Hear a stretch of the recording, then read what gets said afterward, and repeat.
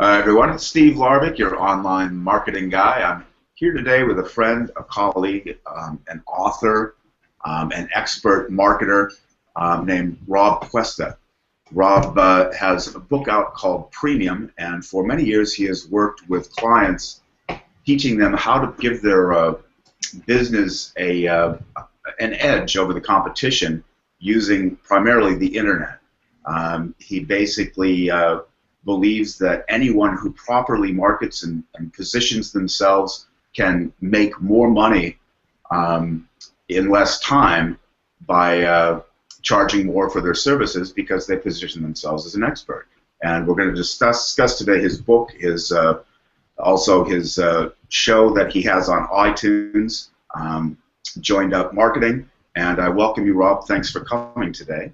Thanks, Steve, and thank you for having me on the podcast. I appreciate you taking your time. I know you're very busy. You're scheduling a trip to Europe shortly to work with some clients and moving around. Rob is based out of Toronto. How's the weather there this summer? Oh, it's been very changeable. We've had everything from massive thunderstorms and tornadoes 20 miles away to sweltering hot weather, the same as you'd find anywhere in the Midwest. Yeah, I come from the Midwest. I'm in San Diego right now, but my family, they've had some pretty rough weather up there. I think they've been dealing with tornadoes and things. Yep. Anyway, I'm going to switch to screen share, Rob, and we're going to go through some of the things that you do to help your clients and look at your content, and we'll take it from there. I'd like to start, though, by just having you explain for folks where you came from, the history of what you have done for your clients working on the internet, how things have changed since the dark ages ended after the internet was launched. Indeed. Please tell us a little bit about your business. Yeah, so the business started back in 2002 when I left what was a successful consulting career for one of the big management consultancies, and started looking at internet marketing. And it was back in the days when there were probably, if you had a website on the internet, then you already had a massive edge over your competitors, and you were probably unique in your marketplace. The problem was very few people had websites. Even fewer people were looking for websites, and pretty much the only way that you could be found back then was if somebody else told a buyer that your website even existed. So somebody had to find you in the real world, you told them about your website, and they came and found you on the web. And that's why back then most websites were pretty much just brochures. You had a printed brochure in your shop or in your office, and you reproduced it as your website, and nobody really cared because it was magical that you had this website that they could visit on the internet without having to go anywhere to look at it, and everybody was incredibly impressed by it. Right. So I mean, all it took was if you were on the internet, you were a celebrity. Yeah, absolutely. You must be an expert in your field because you've got this global showcase. Right. So that was like pretty much 2003, probably around that time. Not many people really understood the internet. Not nearly as many people used it. Yeah. But things evolved rapidly. And so. How did you position your clients at that time? How did you put them ahead of the people who were on the internet? What did you do? At that time, it was I was changing the focus of the content of their websites, and you still need to do that because what I did was I changed it from talking about the company and having this brochure to talking about the potential buyer and the problems that they had, which we still need to do. People come to our website and they don't want to be bored by how wonderful your product is and how many widgets it's got and how much they'll get out of it. It's what's my problem and is this a solution to my problem? And so even making that small change was a massive revolution for clients back then. And as more and more people came online, that became even more important because suddenly they weren't the only show in town. And so that was what made them stand out for visitors to the website. Right. In preparing for this, you had me go back on the Wayback Machine. I did. And this is the one. This is one of your sites back in what year? Yeah, that was some actually it's at the top there. It says 2005. So and this, I mean, it's a good looking site. I mean, but back then this was probably it's probably knocked people out, right? yeah, absolutely. For one thing, it didn't look like it had been created in what was the one that everybody used to use? Microsoft front page back then. Right. You could always tell when it had been created in that because the menus had a certain look. Half the websites in the world had flowers because that was one of the standard templates, sunflowers. And websites looked like they'd been created by your nephew as a high school computer science project. So the fact that that one didn't, even though it was full of every cliche, it was for motivational and soft skills courses. So you've got pictures of people holding their arms up, and I think if you delve far enough, you'll find a water droplet picture, which of course was obligatory for coaches and consultants back then as well, because you were making ripples in your market. Right. Right. So things change, and Things change. Owners, business owners are especially. It gets quite complex. It's becoming very complex right now. How do they keep up? Well, that's the challenge. I mean, if you trace the history of the way the web has developed, you can actually spot where people have got stuck. There are still businesses that are stuck with a brochure website. They started their website back in the early 2000s, and that was it. The next stage was, as more competition came on, search engines suddenly became popular, and SEO, and you've got people who are stuck in the world of, I'll just cram every search term that I can into the front page of my website and hope Google loves me for it. And nowadays, of course, what's actually happening is they're being punished by Google for that, and they can't understand why people have stopped coming to their website. So there's places that are stuck in that mindset still. Do you have examples? I mean, without naming names, I mean, do you have examples where you've helped a client break out of that? Yeah, I mean, it's usually a case of actually making them abandon the website that they've had and create something from scratch that's much cleaner. Again, it focuses on the person who you want to buy. It talks to them about their problem, and starting to bring in the videos that speak to the customer about what's going on for them, bringing in social media updates and allowing people to interact. The web back in 2002 was static. And you couldn't interact with people. The only way you could get in touch with someone was by phone or email.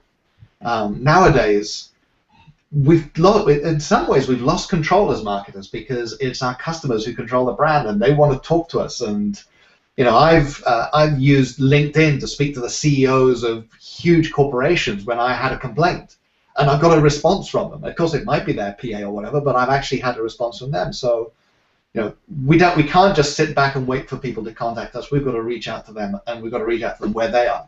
Right. I know these aren't your clients, but many people still rely on the yellow pages, and they're going to go out of business. I mean, no two ways about it. Absolutely. I mean, I actually had a client, and they called me in and they said, we're spending, and this was in the UK, and their annual expenditure on the yellow pages came to the equivalent of about $24,000 a year, because they wanted to be seen as a national company, even though they were a small local company. But they thought, well, if we advertise in every single copy of the yellow pages in the UK, we'll be seen as a national company. And I said, you've got to stop that. He said, no, we get calls all the time. So I spoke to the receptionist who actually answered the phones, and I said, so who's calling you from the yellow pages? And she said, other companies who found us in the yellow pages and want to sell to us. I truly believe that they believe, because it's worked in the past, that it continues to work. But in reality, what they're getting is people already know who they are and where they are, and it's word of mouth. And it's people who are shopping on price, because you open the yellow pages, you've got 24 ads that all look the same. And what do? I mean, I needed some printing done a couple of years ago. I opened the yellow pages. There's 100 different printers in town, so I just started at the first one, and I went down, And the only question I asked them was, how much is it going to cost me? Which Because there's no differentiation. Which is, what you're all about, which is helping your clients brand themselves as a premium to their competition. And in other words, the only way that your market research has led you to believe that people are making money who still use the yellow pages or classified advertising is to price themselves below their competition. Yeah. Is that true? Yeah, that's pretty much it. You've got, in the yellow pages, you're a commodity and you've got to be the cheapest show in town. So, which brings us to the real world and where we're going now. Yeah. So, the theme of this whole production of oracular marketing is being predictive and bringing people on who are successful in marketing online. And by its very nature, to be successful online, to make money using the internet, you need to be predictive in your tactics. And so let's come into the future here a little bit. Talk about pay-per-click advertising. 2005, Google came out with AdWords, and why don't you talk a little bit about that? Yeah. I used to be, I'll admit, I used to hate AdWords. And the reason I used to hate AdWords was there's a couple of things. First of all, was because I didn't know how to use it back then, because it was brand new. You and everybody else. That's why the people. And it was expensive. It seemed to be, depending on your niche. Getting a click could be very difficult and very expensive. And again, that's because people weren't picking their keywords properly and doing the right research. The thing that really made it expensive was people were sending traffic to bad pages.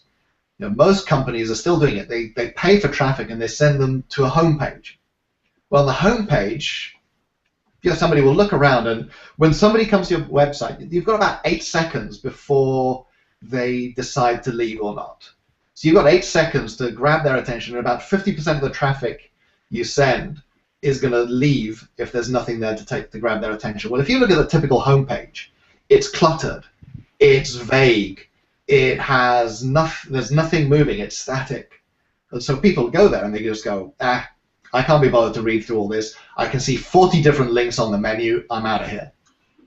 And so that immediately doubles the cost of your clicks.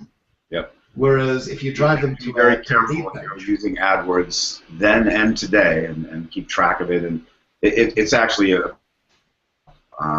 if you're running a true pay-per-click campaign, you have to split test everything. You have to make sure that you're making the most you can from the money you spend.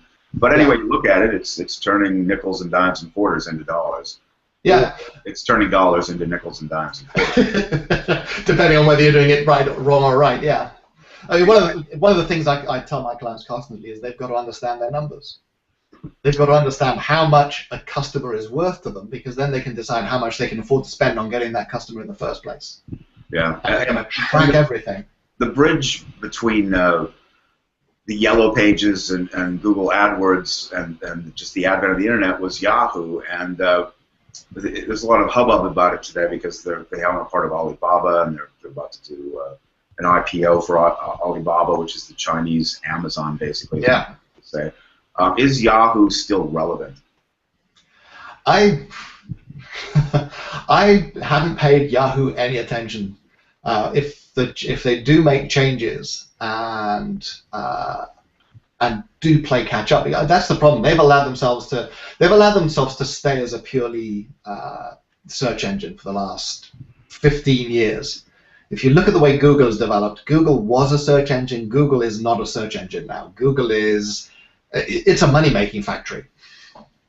And if they can find a way to make money out of their own customers, then they will do it. Whereas Yahoo it was once the biggest show in town as far as search engines go, and then they've diversified into the communications platforms, but they haven't done it quite as well as Google has. Right, and Google, Google is YouTube. Google loves video.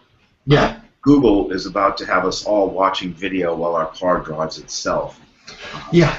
I don't know about you in Toronto, but here I've seen driverless cars that testing. I saw it as much as 3 or 4 years ago, So I think that's right around the corner. And I think the whole idea is they want you engaged with their content 24/7. Yeah, pretty much. If they could find a way to market to you in your dreams, I'm sure they would. All right, so dream engine marketing. There we go. We've got to trademark that term. yeah, so Google has ruled, pretty much since 2005, but now all of a sudden comes along this phenomena of social marketing and LinkedIn and Twitter and of course Facebook, which is just a unbelievable new phenomenon, and it has changed the way again that people look for what will soothe their pain, looks for find the solution to their problem. But let's talk about social media a little bit and how you advise your clients to use it today, Rob. Yeah. Well, the thing is that why is social media so popular and why do marketers need to pay attention to it? That buyers have changed. Marketing used to be driven by us as marketers. We put out messages and people needed us in order to find out about solutions because there wasn't a way for them to find information. Nowadays, people ask their friends. They want to communicate on their terms. They want to be communicated to where they want to be communicated to. They don't want to be interrupted anymore. They're asking their friends. They've got so much choice out there. And people expect to interact with the companies that they're going to buy from. And social media is the platform that allows all of that to happen. Now, I can go onto Facebook and say, has anybody bought X? And get a bunch of replies about how good it is. And it's people I know, not some anonymous magazine reviewer, and it's certainly not somebody's brochure that's telling me about the product. If I've got a complaint about a company, I'll go online. I'll search for the email address for one of their executives, or I'll go on LinkedIn and I'll send them an email directly. And I'm interacting with that company, not on the end of a phone line to Bangalore or wherever. I think people now want to feel like they have found the solution to their problem, and they get almost a rush out of it.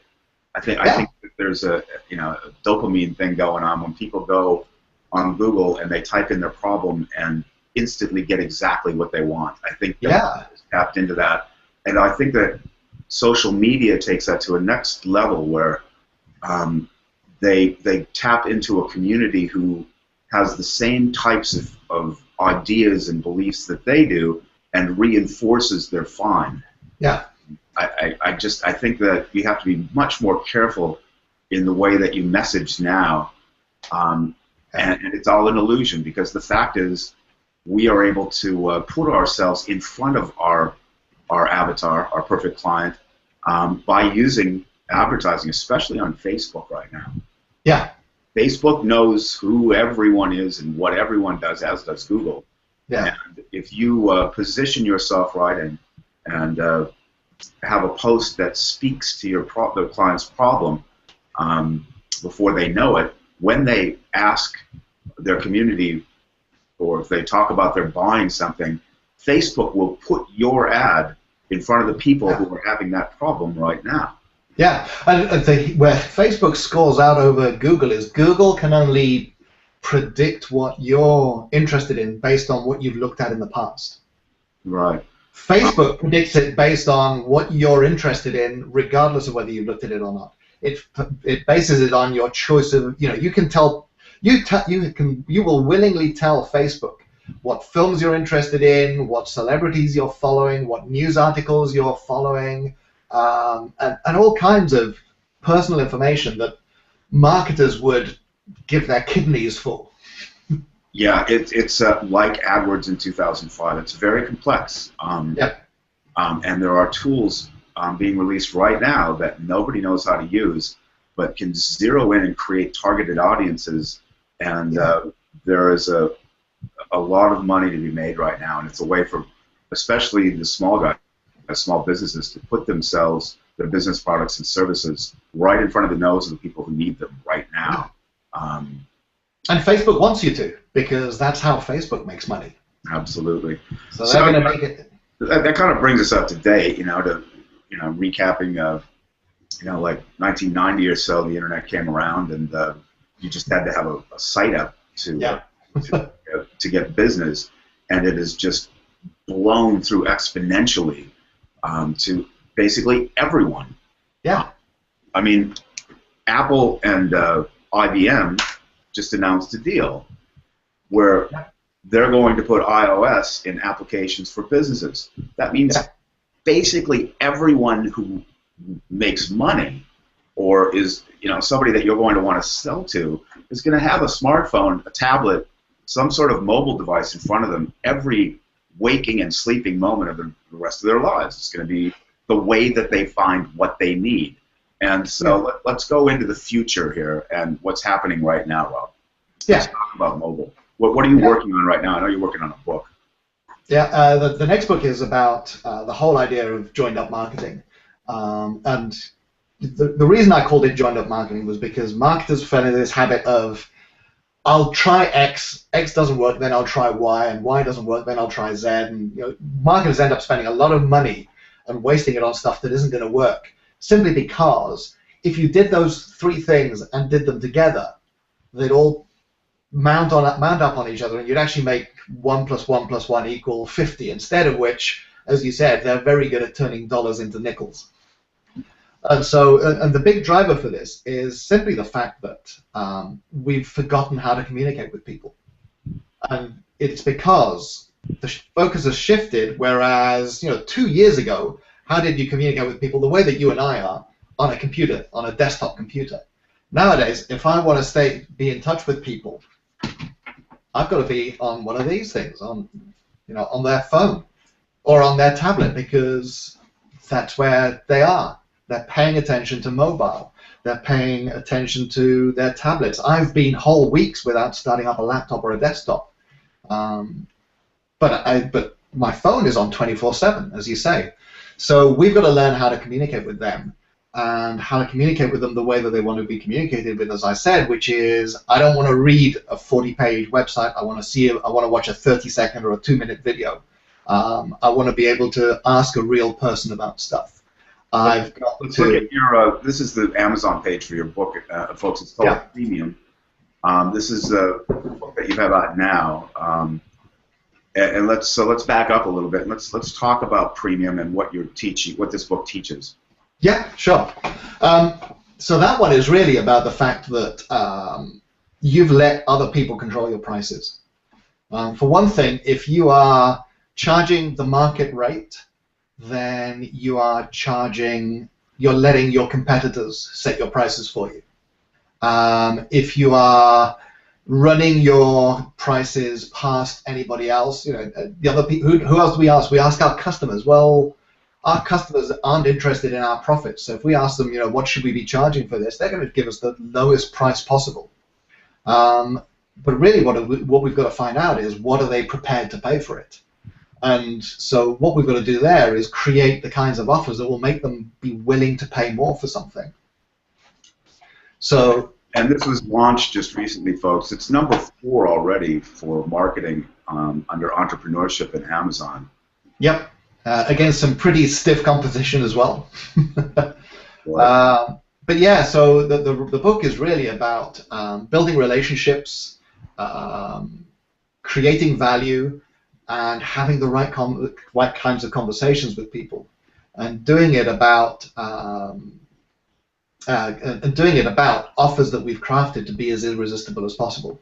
And I talk about, we talk a lot about unique sales propositions, and people have kind of come to the realization, I've got to have a USP about why my business is unique. I actually talk about 5 different propositions that you've got to make, way beyond just the sales proposition. You've got to look at every aspect of the offer that you're making and tweak that to make it as appealing and as high value as possible. There's some interesting counterexamples that I give in the book about stuff that ought to be commoditized but isn't. You can walk down to Walmart or drive down to Walmart and buy a 6-pack of ladies' underwear for $10, and yet you can find people who are selling a single pair for $308, and it's not about the amount of silk that they've got in them. You can present people with, there's a great example in there of wine, taken from a study that was done at Caltech, where if people were told that a wine was more expensive, they actually enjoyed it more, and the psychologists were scanning their brains as they drank it, and the areas that are associated with pleasure lit up when they were told it was a $500 bottle of wine instead of when they were told it was a $5 bottle of wine, even though it was the same wine. Yeah, well, you have another interesting story about coffee being premium price. Yeah, there's that one. I was kind of skirting around that one because a few people are grossed out by it. But so the world's most expensive coffee is Kopi Luwak, and instead of going and paying $5 for a bag of Kopi Luwak, you buy it by the ounce, and it costs $60 an ounce. And the interesting thing about Kopi Luwak is how it's made. Most coffee is just a two-stage process. You pick it, you roast it. There's a third stage in the production of Kopi Luwak, which is that it has to be eaten by a wildcat in Indonesia. And the wildcat then excretes it after a few hours, and it's the bean that's inside the cherry. It's digested the cherry, the bean is left, and then some poor soul has to come along and pick the coffee beans out of the cat poo and roast them up. I expect that it was actually in the monkey's belly before it was in the cat's belly. Otherwise, how did it get in the cat's belly? It makes the wheels turn, that story. But it makes something turn, that's for sure. might have been a 2 or 3 step process there. Yeah. Okay. But the point is, if somebody can sell boiled roasted cat poop for $60 an ounce, then whatever it is you're doing has to be worth more than that. If they can find a way to sell that, then you can sell what you're doing at a premium rate. All right, so let's, Rob, if people want to get this book, they could go straight to Amazon, but you've put up a special offer for them. Let me show that now. We have a page you can go to.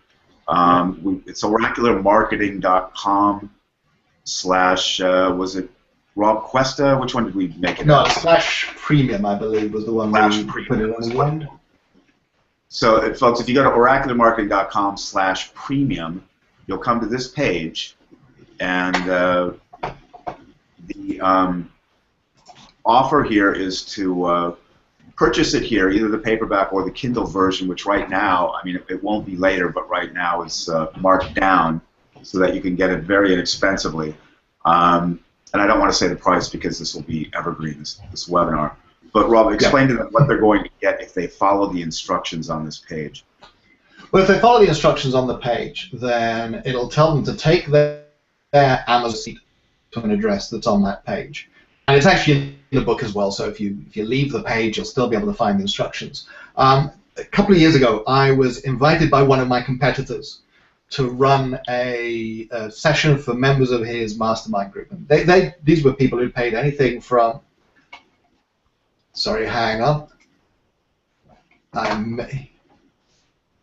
made the mistake of opening up my own web page and the video started playing. So these were people who paid anything from $7,000 to $50,000 to be in the room. Most of them had paid $20,000 to be there.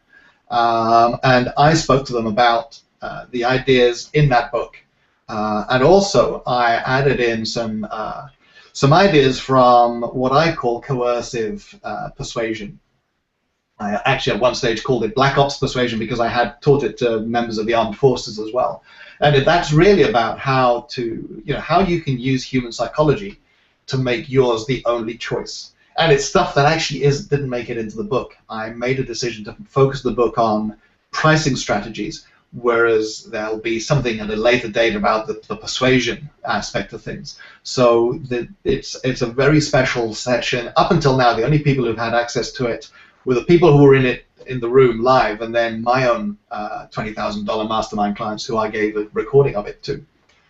So the only way you can get that is by emailing the receipt to the email address that you now have up on screen there, and it will send you the audio, the video of the session, the audio of the recording, and also you'll get a copy of the slides.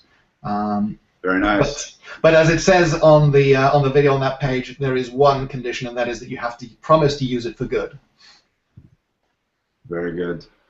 So that's a pretty valuable bonus, folks. I mean, he's teaching this to armed forces people, techniques, strategies that apply to your business, product, or service. And the only way to get that is to order through this page.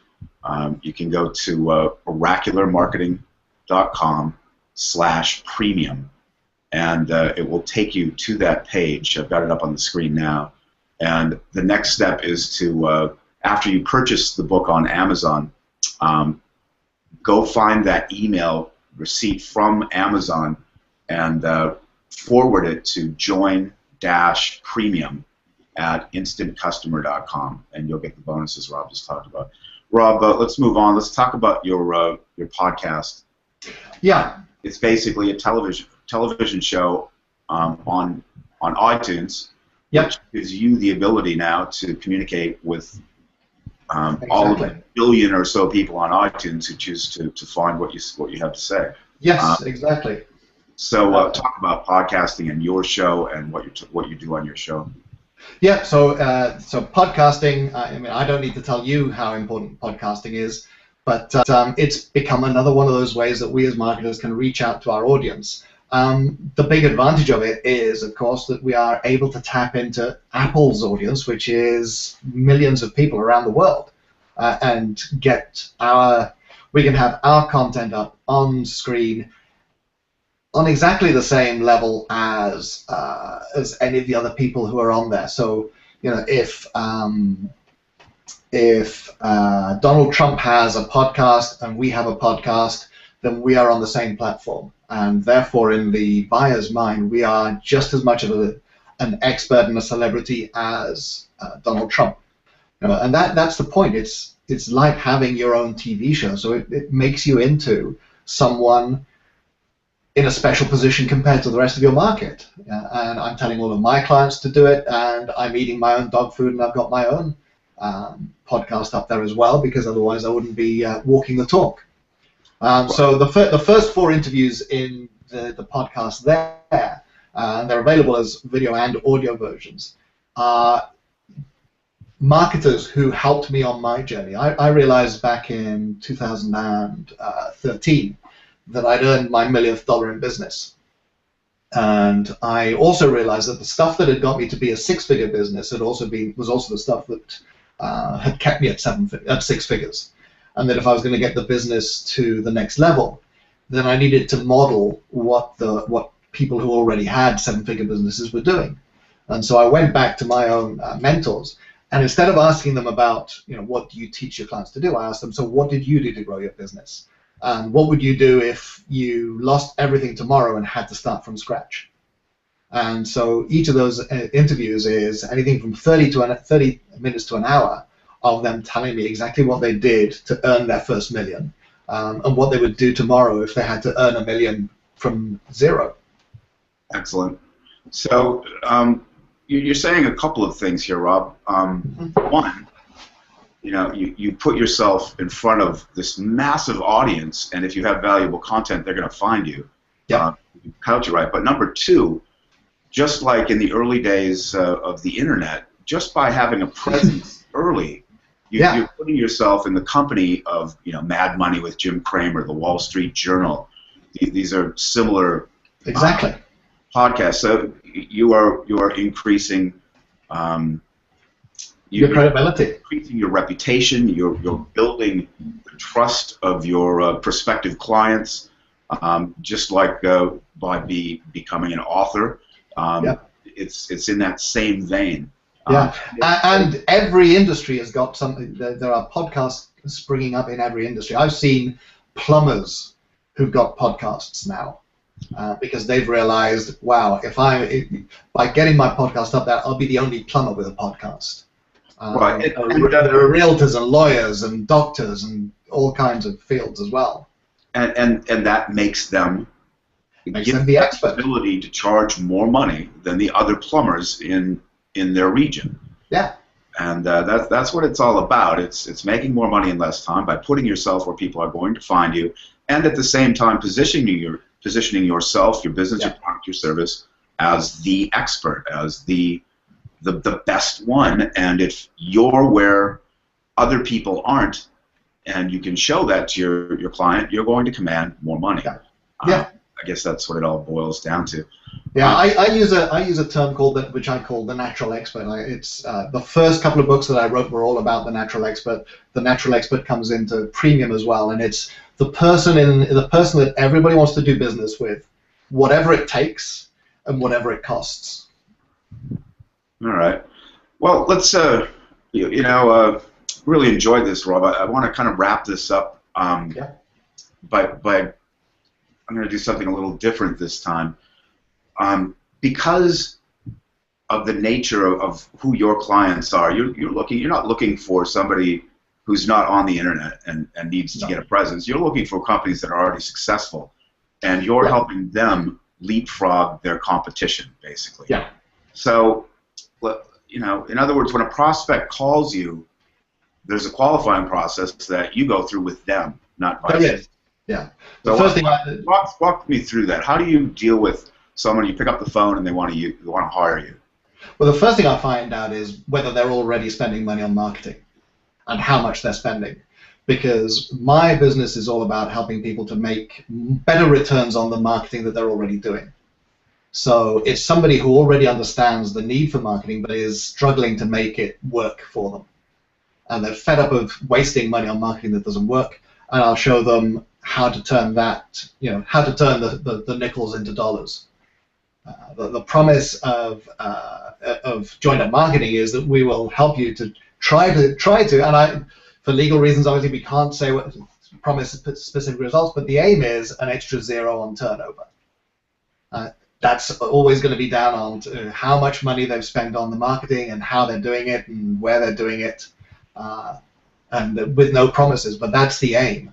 And it's down to how can I take the money I'm already spending, which typically has to be a fairly substantial budget already, and how can I use it better? How can I use it on better things rather than the stuff that I've always tried and hasn't been working? Right. So, folks, if you would like to join Rob's community, he has a page where you can go to sign up. You can go to oracularmarketing.com/Rob Cuesta, ROBCUESTA, and that will get you to joined up marketing. You can give up your name and email, and he will direct you to his podcast, to basically his TV show on iTunes, give you special offers for products that he has coming out, or if you think that he might be a fit for you and your company, you can contact him that way. Rob, I very much appreciate your coming in today, so to speak. We'll hang out here. Yeah. The webinar will be put up, and it'll stay out there for folks to find, and we'll repurpose this, and we'll probably end up on your podcast as well. It probably will. But again, I thank you very much for taking time out of your day. No, thanks, Steve. Rob Cuesta has been our special guest today. He is an oracular marketer.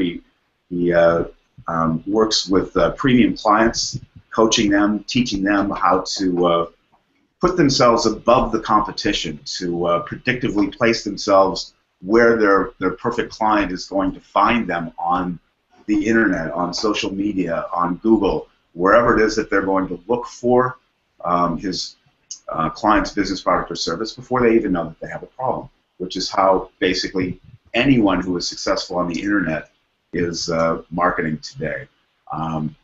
Thank you very much again, Rob. This is Steve Larvick, your online marketing guy, signing off and wishing you much success.